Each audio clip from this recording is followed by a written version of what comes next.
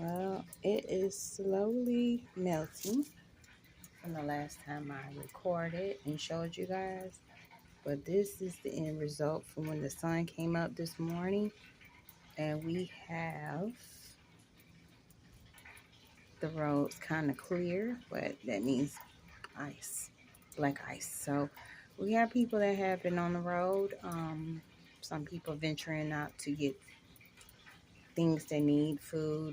I know you've seen a car. Yeah, Pensacola's first snowstorm, heavy. Didn't never think about to see that much ice.